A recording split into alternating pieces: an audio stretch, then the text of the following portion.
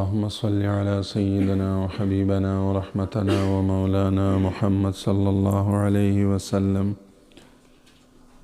وعلى آل سيدنا وحبيبنا ورحمتنا ومولانا محمد صلى الله عليه وسلم أفضل صلواتك بعدد معلوماتك وبارك وسلم وصل عليه.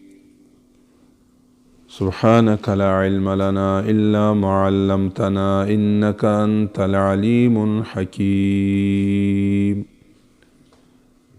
أعوذ بالله من الشيطان الرجيم. بسم الله الرحمن الرحيم. سورة نور آية نمبر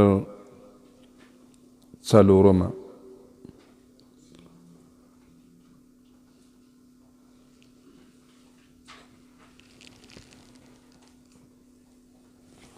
والذين يرمون المحصنات ثم لم ياتوا بأربعة شهداء فاجلدوهم 80 جلدة ولا تقبلوا لهم شهادة أبدا وأولئك هم الفاسقون إلا الذين تابوا من بعد ذلك وأصلحوا فإن الله غفور رحيم. صدق الله مولانا العظيم. قدرمندو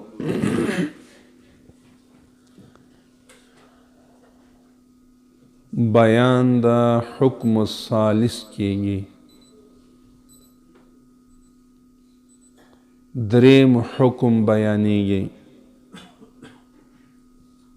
اول حکم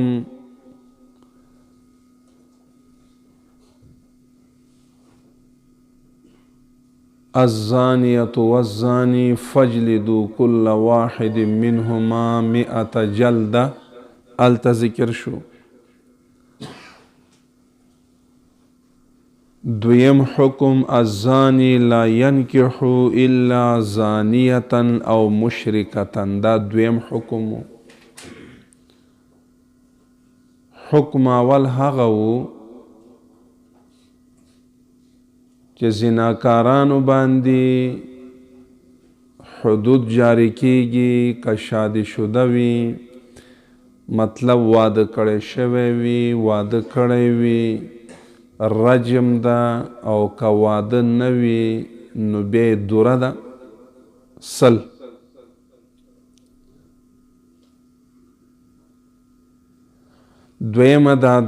دویم حکم داو چې مسلمان وی عمل قبیحه نه کوي چې هغه زنا ده.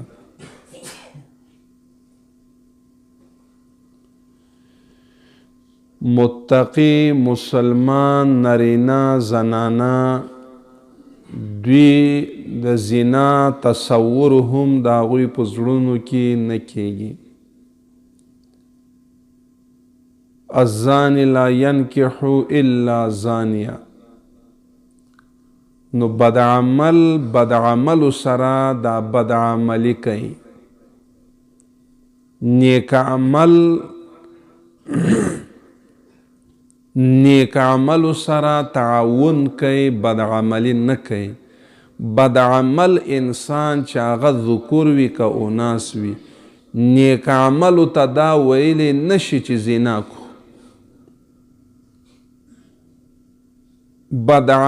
بدعملو ته وایي پیشنهاد د زنا کوي، او که دې وکړه الله وی دا رجموي او سنګساروي. دا دریم حکم دی قدرمندو. والذین یرمون المحصنات. دلته د عایشه صدیقه رضی الله تعالی عنها چې امهات المؤمنین ده، در روان رکوع کې هغه واقعه ذکر کیږي، بیا وبوي ان شاء الله. دا دریم حکم ده. والذین یرمون محصنات. او اسانه درته وایم او ځان سره یاد کئ او بیا بل چاته تاسو ویلی شئ او په صمیمیت او په اخلاص.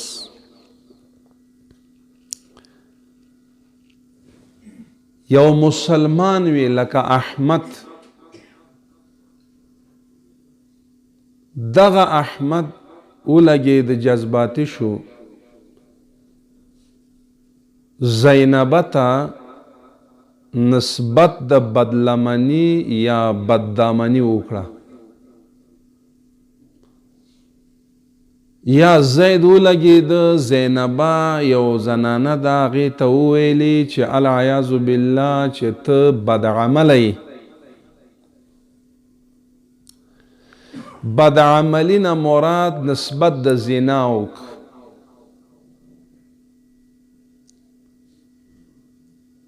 یا په کور کې یا د کور نه بهر کنځل وکړه، بدې ردې وویلې، نسبت د زنا وکړه، کنجرتوب نسبت وکړه. زمون اسلام او زمون دین زمون قرآن څه وایي دغه وخت کې؟ دا خو داسې نه ده چې العیاذ بالله موږ یو پاک لمنې ته نسبت د زنا کوو بس ختم شو. دا نه داسې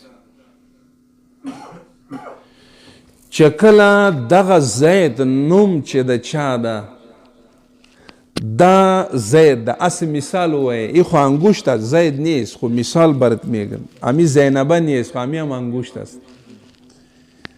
امی زید نسبت به زینبه نسبت زنا میکنه. نو چې کله دغه زید نسبت د زنا زینبه ته کوي، زمون اسلام او زمون شریعت زمون دین زمون محکمه قانون دا وایي چې دا به اوس 4 شاهدان به پیدا کوي.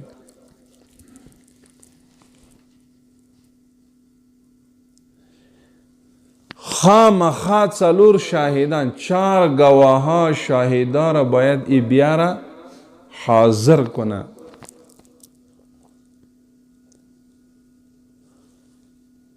دا به د دې یخن نه به ونیسي.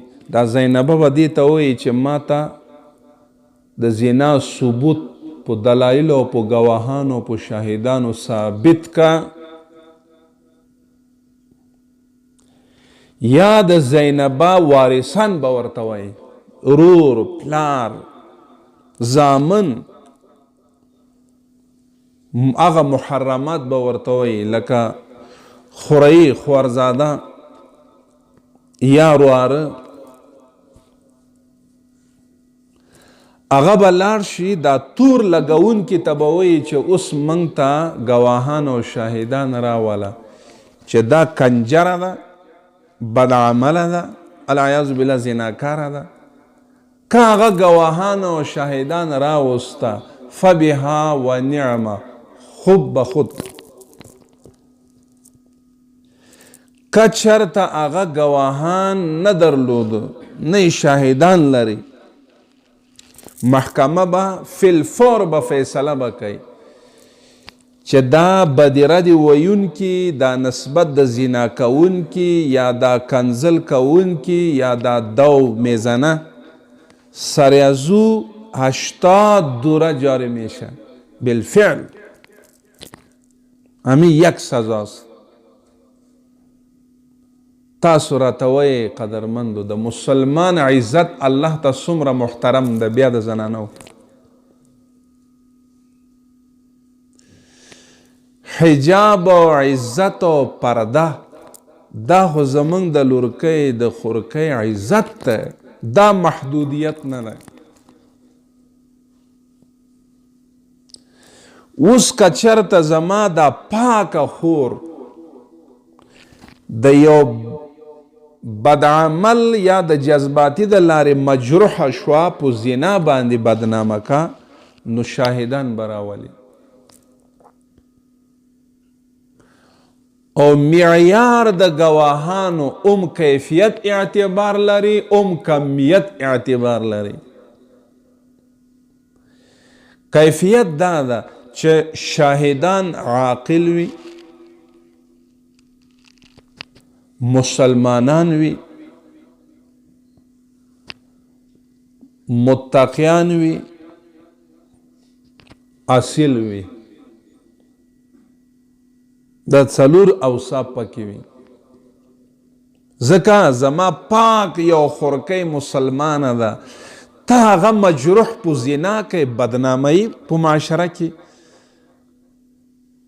هغه پاک دامنه ده او ته د هغې دامن مجروحه یې. دا څلور ګواهان چې راځي د هغې اوصاف به دی. اول مسلمان به عاقل به، غیر مسلمان به نه وي، مجنون او دیوانه به نه وي، حور او اصیله به او متقی صادق به، مطلب دروغوی او دروغجن به نه وي. سیرت او صورت د شریعت اسلام برابر وي. او چې دا کم مجروح شوی ده، تور لګېدلی ده، دا به هم مسلمانه به، عاقله به، بالغه به، اصیله مسلمان. که چرته قدرمندو څلور ګواهان موجود نشو کړی، نو دا تور لګونکي باندې څو دوره جاری کیږي؟ 80. دا یو سزا ده. دویمه سزا دا ده چې په ټول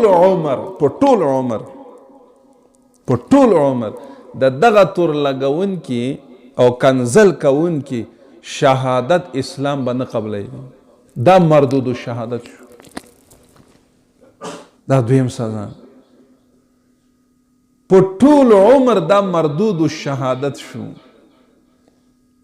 په قضا کې د دې شهادت څوک نه قبلوي. د مسلمان په باره کې دا دویم سزا شو. دریم سزا الله تعالی ذکر کوي چې کوم مسلمان زنانه باندې که څوک تور د زنا لګوي، دا لګونکي گواهان پیش نشو کړی، دا فاسق دی. ګوره څونه خطرناکه خبره ده. اوس موږ او تاسو په معاشره او په ټولنه کې دا یو عادي ګرځېدلی. الله دې نه کې زنانه چې یو په بل په مابین ونښلي، نو هغوی خو بیا تاریخ سپړي، هغه بیا تاریخ سپړي. اوس دغه چې کوم که نرینه کنځل کوي او که زنانه کنځل کوي، دا دواړو دپاره دا حکم دی. البته یو مسله شته چې ګواهان به زنانه به نه وي، ذکور به وي، اونس به نه وي. دا ګواهان به څوک وي؟ نرینه. نو 5 خبرې شوې، دا ځان سره کوي، تاسو ته به کاریږي. اول دا ده چې مسلمان پسې کنزل او بدې ردې ویل دا ګناه کبیره ده. که کنزل د زنا وکړه، اوس ثبوت د پاره 4 ګواهان ضروري ده، شاهدان.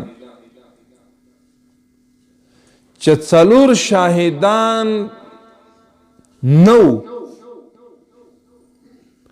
نو دا کنزل یا بدې ردې ویونکي باندې 80 دوره جاری میشه. و دویم سزا مردود الشهادت است. و سویم جزا دا لیست او دا دوسیه فساق میآید.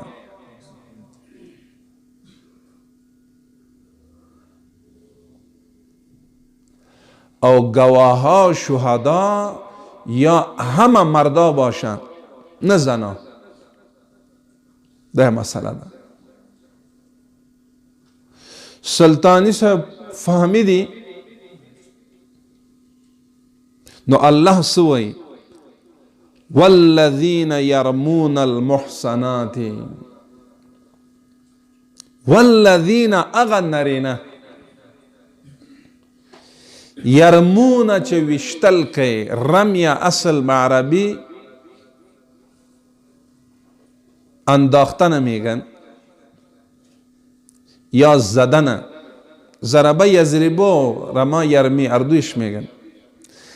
یرمونه چې ویشتل کوي، وګوره، المحصنات پاک دامن پاک لمن زنانو باندې تور لګوي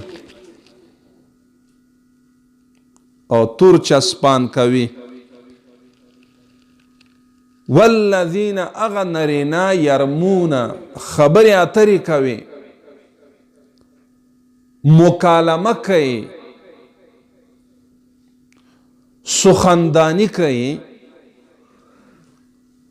او بهتان لګي د زنا چا پسی؟ المحصنات با پاک دامن پاک لمنو باندې تور لګي د زنا تور. د زنا د تور لګولو نه بعد ثم معنا بعد، ثم پس تعقیب مع الوصل میں لم یاتو باربعة الشهداء، حاضر کردن نمیتانست به همین موضوع که 4 شاهدا را بیایا موجود کنه.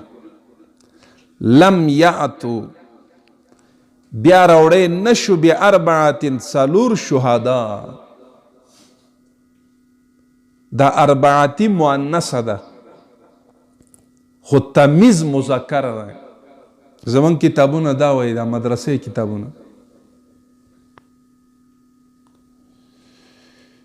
نو چې تمیز مذکر وي نو شهدا مذکر به وي، اوناس به نه وي.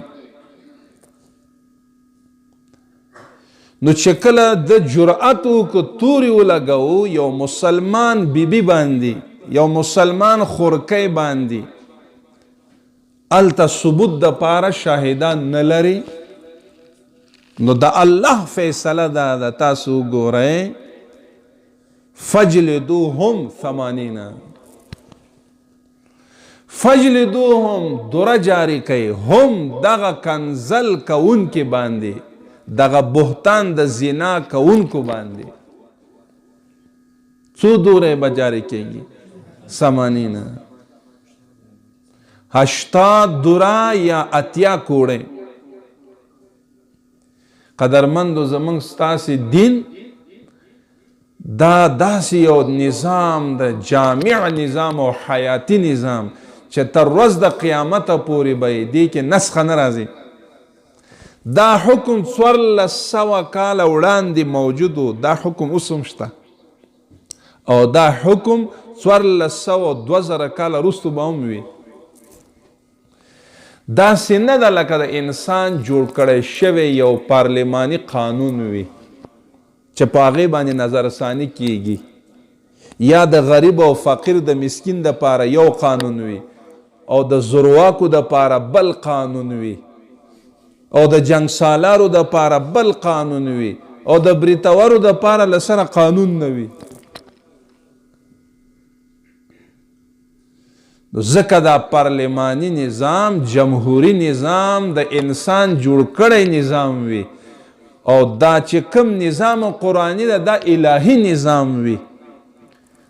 هغه قانون چې قرآن کریم سره تضاد نه وي، ټکراو نه وي، احادیثو سره نه وي، د صحابه اقوالو سره نه وي، د فقهاو اجتهاد سره نه وي، نو په هغې باندې عمل کول څه مشکل نه وي. خو چې کله قرآن الهي سره ټکراو وي، موږ به قرآن به منو، موږ به د انسان قانون به نه منو.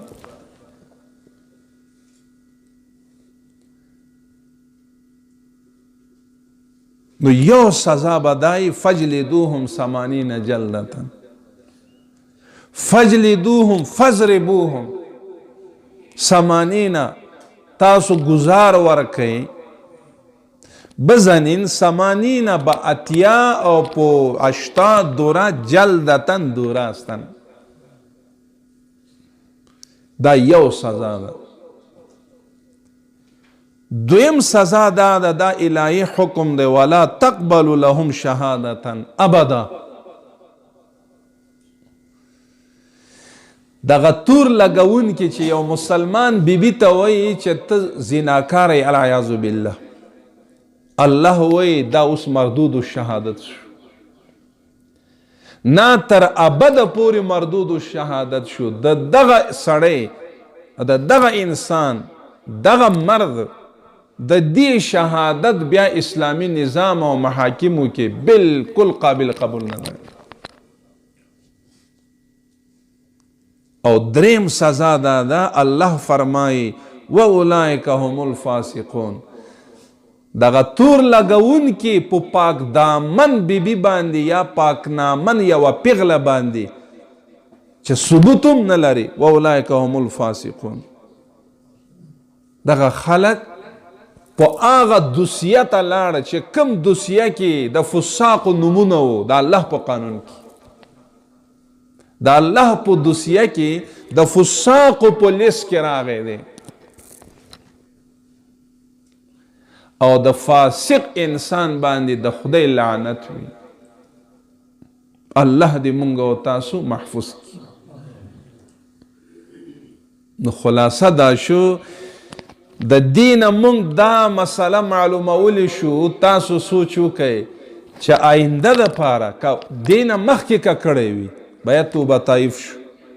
آینده دپاره یو مسلمان بیبي باندې باید مونږ او تاسو جرأت ونه کړو چې تور ولګو. نو تاسو راته وایاست اسلام زمونږ خویندو ته ډېر حقوق ورکړی او که نه انسانانو؟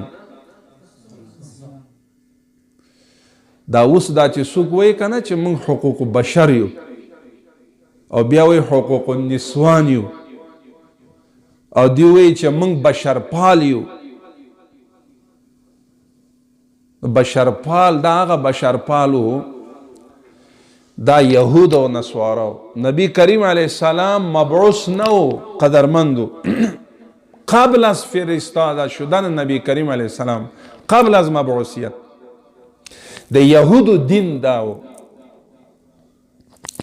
چې دوی به حایزه نافسه یو زنانه یو خورکۍ سره به خوراک او څښاک نه کوو.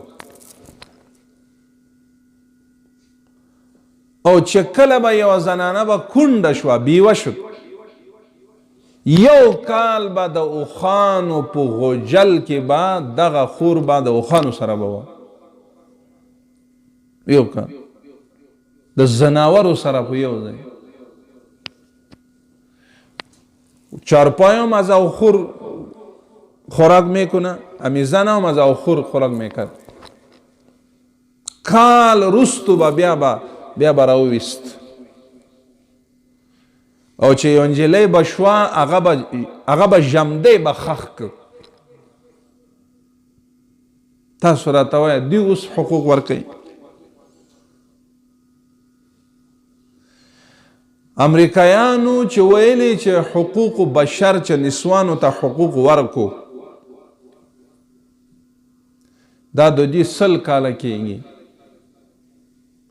هغه هم جعلي حقوق. دوی زنانه حقوق څه ته وایي؟ رویلوچ، سرلوچ و پایلوچ و چهارم نمیگیم براتون،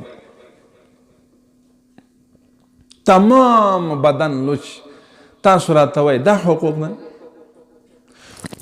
دونه پټۍ بس په شرمگاه او د سینه میمانن، با استعداد انجینر، با استعداد یک فاکولته پاس یا دکتر و طبیب، مخلوط گشت گذر دارن. همین حقوق است. دغه حقوق ده دا ویروس په یو ډیکس په یو چوکۍ ناسی اجنبی او اجنبیه، خاوند د شوهر از خانم خبر نداره، خانم از شوهر خبر نداره، میرن گشت گذر میکنن. اوس به یو زنانه به داسې وي، دوی وایي چې دا ازادي ده، یو زنانه دې سره ګرځي په یو کال پس لږ د دې نه طبیعت خلاف شو، په یو سړک باندې به روانې، هلته یو بل ځوان را ورسېد، بس دې ځان ریوس کړ، هغه پورې شو. دا نشي ویلی ته چېرته ځې؟ دا حق شو. خانم شوهر میگه ما کمایی میکنیم مستقل، شوهرش خانمش میگه خودت کمایی بکو، اگر عزت میفروشی هر چیز که میکنی، اگر جسم فروش هستی هر چی که میکنی. زمو کل دین د محمد رسول الله صلی الله علیه وسلم قرآن دا وایي چې نه دا به الته به کور کې به ناستی او پاکه به ناستی، حتی پشه هم نمیاره، ایس د چا نظر اونه لگی، د نظر غشی اونه لگی، پاک بی، او دا د حرو صفت ته. نو چا حقوق زیاد ورک؟ تاسو ته اندازه لگی اوس دا کله کله یکان دفعه میشه مظاهره میشن، چادری هم سوخته میشن و میگن نمیپوشیم، ما نمیپوشیم. نو تاسو راته وایي چې توی چې نمیپوشی، ما برایتان میگیم برادران و با قسم میگیم برایتان، ما شما هم یک برادر هستیم. بعد از تحقیق امی ثابت شد با 3 ساعت، با چند ساعت؟ با 3 ساعت شما برین به حجابی کنین، مظاهره بکشین، $700 به امی زنان داده میشد. 700. دا کم دا افغان کلتورو، دا کم اسلامو، لکه افغانانو تا اسلام صحابه کرام رسوله، دا دیده پاره ده. نو دا ستاسو ذمہ داری ده، کورونو کې زمون خویندو ته ووایي، زمون میندو ته ووایي، زمون لورکانو ته ووایي، لونو ته ووایي، دا غوی د لارې هغه به بیا بل چا ته ووایي. دا زمون ستاسو شریکه فریضه ده. ګوره زمون اسلام قرآن څه وایي چې ته یو پاک دامن پاک لمن ته دونه نشي ویلی چې ته بد عمله یې. که بد عمله یې بس ابازي محکمې ته 4 شاهدان به راولي، که نه نو بیا دا ویونکي مردود شهادت فاسق او دوره زده میشه. او په اروپا نظام کې، مغربي نظام کې هو په یو ورځ کې 100 زله الته بد عملي ور سره کیږي او خبره ورته ویل کیږي، لکه د سپاک غونډه کې استعمالیږي، د سپاک یا ټیشو پیپر راواله یا تشناب کاغذ راواله، بس استفاده تینه واله وګرځوا. زنانه خو دې د پاره نه ده.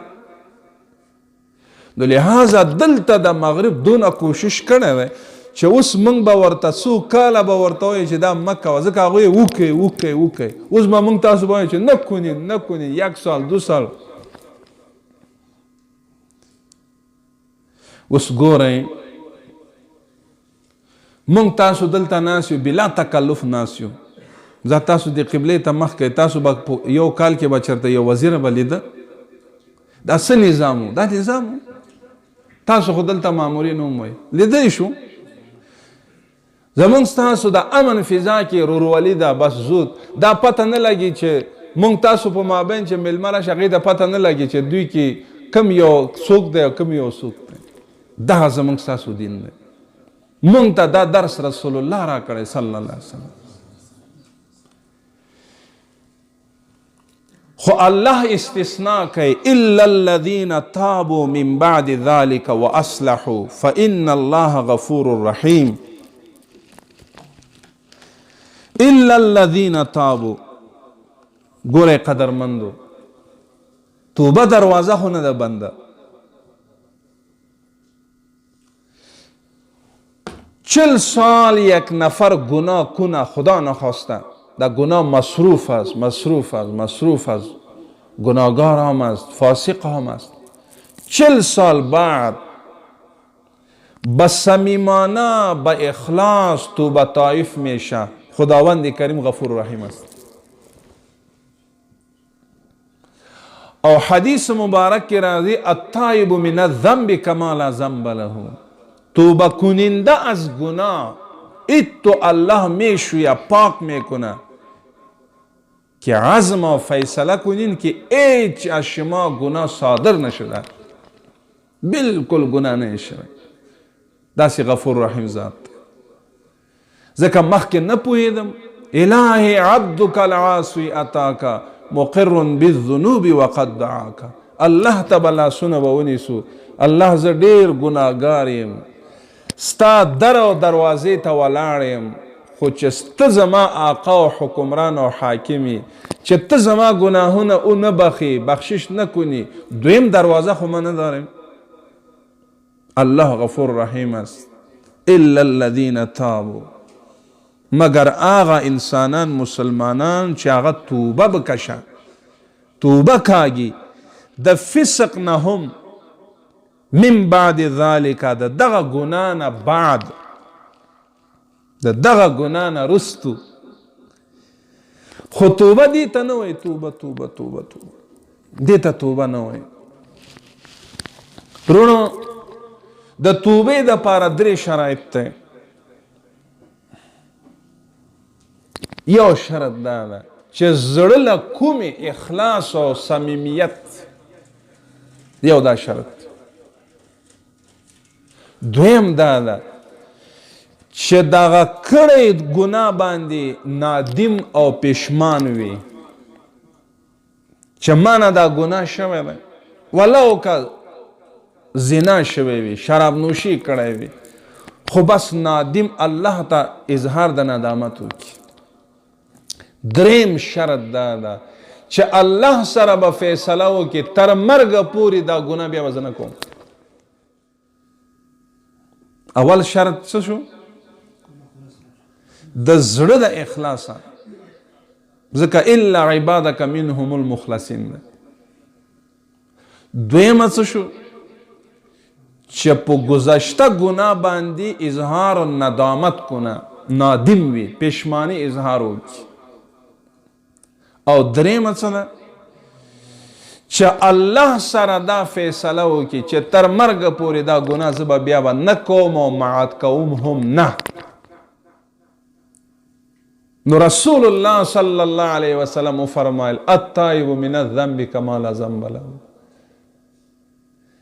گناه توبه کون کی توبه کننده من الذنب از گناه نبی علیه السلام میگه ایت راست کی هیچ گناه شما صادر نشده دا الله په دوسیه کی نو الا الذين تابوا من بعد ذلك پس د دې ګناه نه نو الله دویم قید ذکر کوي واصلحوا د زړه له کوم یو اصلاح وکړه اعمال اصلاح کړه مخکې یو شانتي و بیا به بل شانتي نبی علیه السلام فرمایي چې رمضان المبارک راشي الله ټول مسلمانانو ګناهونه الله بخشش کوي او بخي خو درې بدقسمته خلک شته چې روزه به لاړ شي خو د هغوی بخانه به نه کړي ورونو یو ورځ نبی علیه السلام مبارک مسجد نبوي ته تشریف فرما شو د منبر په اوله زینه باندې خپه کېښوده او ورته وفرمایل آمین په دویمه زینه باندې خپه کېښوده مبارک خپه بیا ویلې آمین په دریمه زینه باندې په پوړنۍ باندې خپه کېښوده او ورته وفرمایل آمین صحابه حیران شو صحابه کرامو پوښتنه وکړه ای د الله رسول صلی الله علیه وسلم نبی علیه السلام په اوله پوړنۍ چې خپه کېښوده نو ویلې آمین وی جبرائیل علیه السلام وفرمایل وی د ټولو نه بدبخت انسان هغه ده چې روزه راشي او روزه ختم شي د هغې بخانه او نشي الله دې هغه هلاک او تباه کړي دا دعا څوک کوي جبرائیل علیه السلام نبی علیه السلام فرمای آمین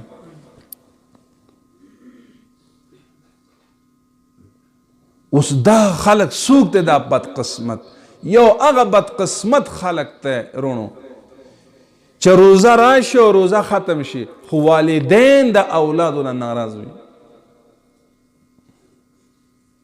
بس د دې بخانه نشته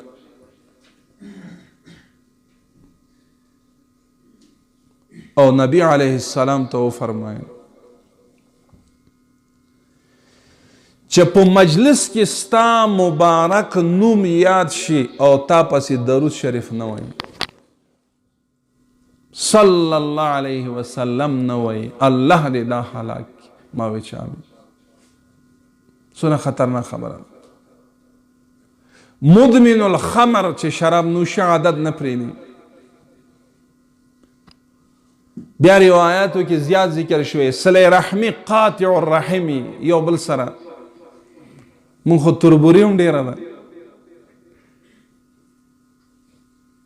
نو دا رمضان المبارک ته ګوره، اوس یو عشره خو تیره شوه، دا چې کوم عشره تیره شوه دا رحمت وکنو، اوس د مغفرت ورځ ده.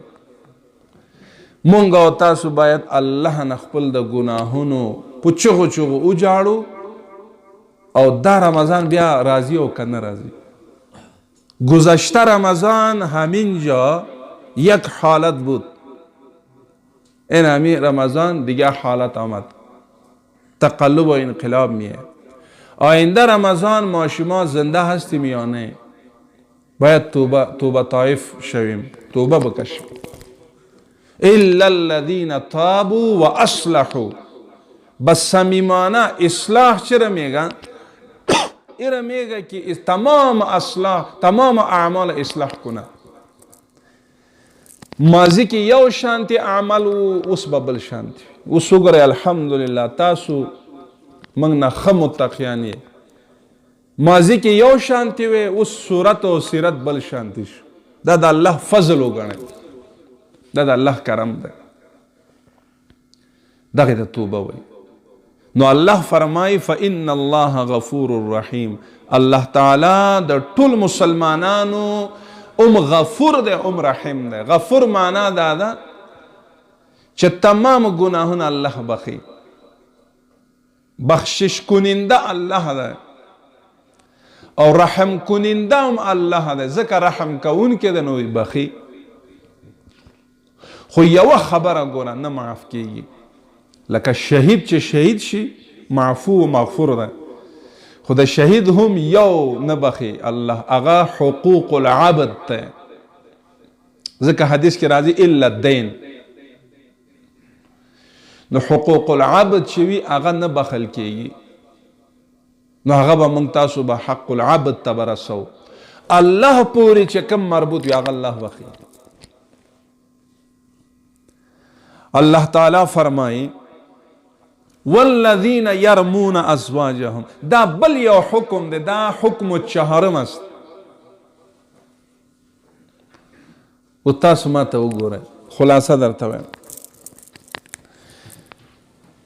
چې عام مسلمان عام مسلمه ته نسبت د زنا کوي، بدعملی کوي، بدلمنی نسبت کوي، بددامنی نسبت کوي، د هغې حکم څه شو؟ جواب راکوي درې. یا به شهادت شهیدان براولي نرینه ذکور، یا به درې سزا به الله دې ته به ورکوي. یو دا ده چې 80 جلده، دویم دا ده مردود الشهادت، دریم دا ده چې د فاسقو په دوسیه کې راغی. دا د بهر د ټولنې ژوند او زندگی ده. یو کور کې دننه معاشرتی زندگی ده، مابین شوهر او مابین خانم. کله کله بعض نسواریان د روزه کې نو دغه کارونه کې دماغ نو باخو هغه تیر ورځ ملګرو ته مو ویلې چې د بعد از دیگر خو کردن ای خلاف سنت است. اوس کله خاون او شوهر ډیر جذباتي وي او دا ډیر کم عقل او احمق وي دا خاون. الله دې داسې خاوندان چاته ورنه کړي. تاسو یې امین. دی چې خپله دا اصل داسې وي چې دا په دې باندې هم دلالت کوي چې دین نه خبر نه وي، تعلیم کړی نه وي. دا چې کور ته لاړ شي خپل بیبي ته او خانم ته او خپله زوجه ته میرمن ته سخت کنځل کوي او بدې ردې وایي. نو الله تعالی دام نه معاف کوي. الله تعالی فرمایي میرمن ته وایي که دا خاون په تا حق لري، صحیح ده، خو دونه حق نه لري چې ستا عزت مجروح کی، دونه حق نه لري چې تا بدنام کی. دا حق نه لري، دا حق الله نه دی ورکړی. دا حق لري چې ته د هغې اکرام وکړه، عزت وکړه، آداب خیال ساته. فاطمه رضی الله تعالی عنها ګوره د رسول الله لور وه،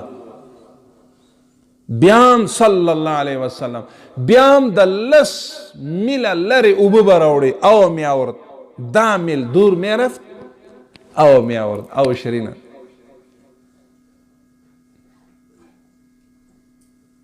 همینطور او می آورد. او دنه کور کې میچن به چلو، آرد که جور میکرد. امی دستای مبارک همه امی تو چی او شده بود، نه تڼاکې شوی.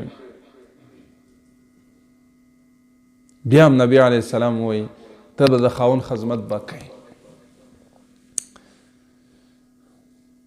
یو ورځ داسې کار وشو چې فاطمه رضی الله تعالی عنها ډېره ستومانه وه. علی رضی الله تعالی عنه مبارک عایشه رضی الله تعالی د فاطمه رضی الله عنها ته وایي چې ته لاړه شه، نبی کریم علیه السلام مبارک په کور کې غلامان او مریان اوس شته، ځکه هغه وخت کې جهاد نه وروسته به غلامان او کنیز به راته. ته لاړه شه هغه ځای نه، یا یو کنیز راوړه ځان سره راواله بیارین، یا کنیزه یا یک غلام باشه، کم سهولت باشه، خود بسیار زحمت میکشه. ببین تفاوت را از کجاست تا به کجاست. په دې وخت نخرو ته وګورئ چې یو انسان یو عهده منصب ته ورسي، نو د هغې کور کې څو نوکرانې. اوس که هغه هر څنګه چې دا نور زنان نه پرېږدي، هغه وایي تو خانم فلانکی هستی باید یک نوکر اینجا باشه، هغه نه پرېږدي. حضرت فاطمه رضی الله تعالی عنها نبی علیه السلام مبارک کور ته لاړه. نو نبی علیه السلام مبارک نو تشریف نو. عایشه صدیقه رضی الله تعالی عنها هلته وه. عایشه رضی الله تعالی عنها ته وویلې چې نبی کریم علیه السلام تشریف فرما شو، نو هغې ته دغسې خبره وکړه زه یوازې یم، که یو غلام او یو مرئي که زما ما ته راکړي. فاطمه لاړه رضی الله عنها. دې کې نبی کریم علیه السلام تشریف راوړو کور ته. عایشه رضی الله تعالی عنها ورته خبرې وکړه. نبی علیه السلام بیا کور کې کېناست، لاړ فاطمه ته. فاطمه رضی الله عنها ډیره زیاته محبوبه وه نبی علیه السلام ته. کله هم چې نبی علیه السلام فاطمه رضی الله عنها نبی علیه السلام کور ته لاړه، په دغه تندی باندې ښکل کړی دی فاطمه رضی الله عنها، او بیا د نبی علیه السلام لاسونه به فاطمه رضی الله عنها ښکلوه.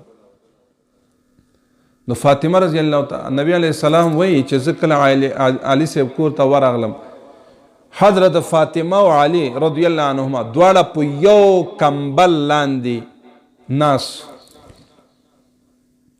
نو زه ورغلم منځ کې کېناست. نو ما فاطمه ته وایي چې ته ولې راغلی وې؟ نو فاطمه رضی الله عنها غږ ونه کړ. بیا علي رضی الله تعالی عنه راته وویل چې ما ستولې وه په دغه. نبی علیه السلام ورته وایي چې زم دنیا نه ځم، تم دنیا نه ځي، ته زما لورې، ته په مریو او په کنیزو څه کوې؟ آیا زه تا ته داسې وظیفه ونه ښیم چې دنیا و مافیا د هر څه نه بهتره وي؟ نو بیا نبی علیه السلام ورته وویلې چې د هر منځه پسې دا سبحان الله سبحان الله چند دفعه میخوانین تسبیحات؟ 33. الحمدلله چند بار میخوانین؟ او الله اکبر چند دفعه؟ 34. دا تسبیحات فاطمه نه. دا کدام فرض بعد اگر سنت نباشه بعد از فرض بخوانین، اگر بعد الفرض سنت باشه لکه پیشین بعد از سنت بخوانین. خب براسته دست باید خوانده شود، با دست چپ نه. ګوره نبی کریم علیه السلام مبارک بیا نه دی ورکړی. صحیح ده؟ دغې ته دین وایي. اوس یو خاون ولګېده خپل میرمن ته نسبت د بدلمني کوي، هغه حکم الله بیانوي. په دغه خاون باندې هم به دوره به جاري کېږي او کوړی به جاري کېږي. که چېرته ګواهان نه وي نو دا خاون به ولګي 4 دفعه دی به شهادت به ورکوي. څو وارې؟ هغه حکم بیانېږي.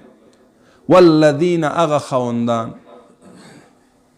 یرمونه چې نسبت کوي، ویشتل کوي، نسبت میکنه ازواجهم خپل میرمنو او بیبیانو ته. میرمنو ته ازواج نه مراد چیست؟ خو چې نه خاون نه خانما، فهمیدین؟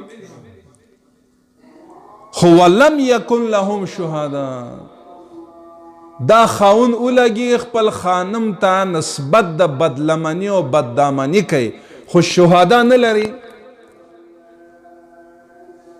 شهدا نه لري. الله فیصله کوي الا انفسهم، مگر دی بذات خود موجود ته، نور گواهان نشته، شاهدان نشته.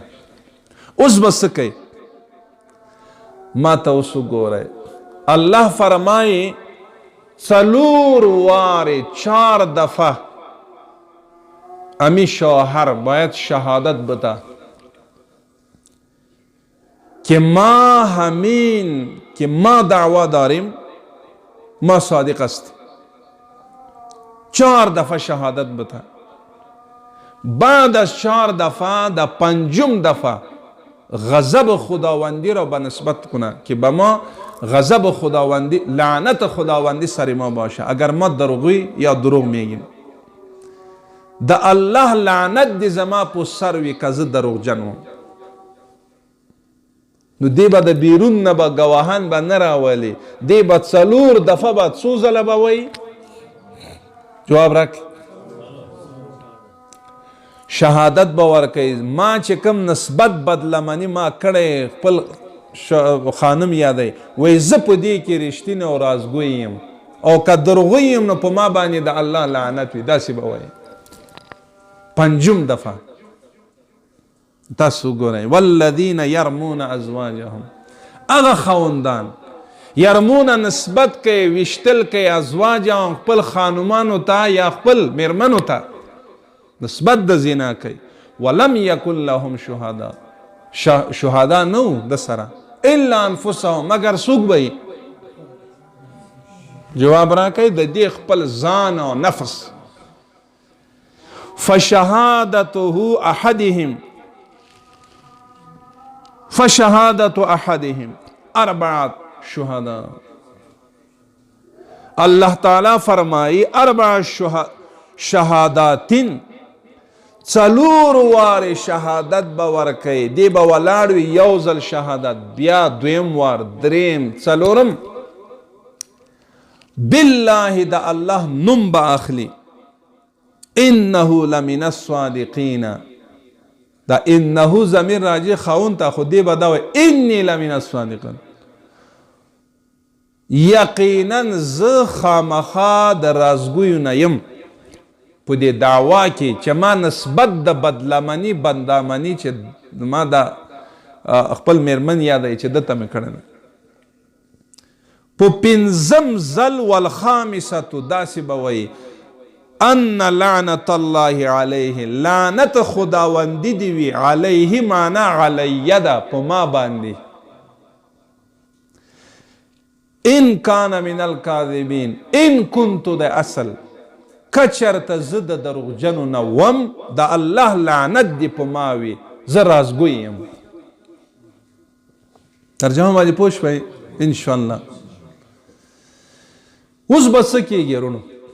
فیصله به رستو کېږي، بیا به سبا به وایو. که چېرته دغه خانم ساکته شوه نو بیا په دغه زنانه او په میرمن باندې دا به رجم کېږي. پوه شوئ سنګسار کېږي.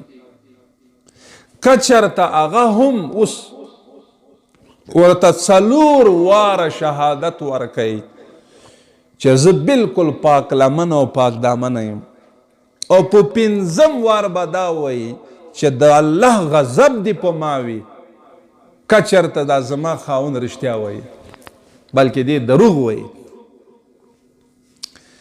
دې ته حد لعان وایي. تاسو اول ویلی و چې حد څو قسم و؟ 3: حد زنا، حد قذف، حد اللعان. دا حد لعان دی. اوس لعان ځکه وایي دلته لعنت ذکر شوی.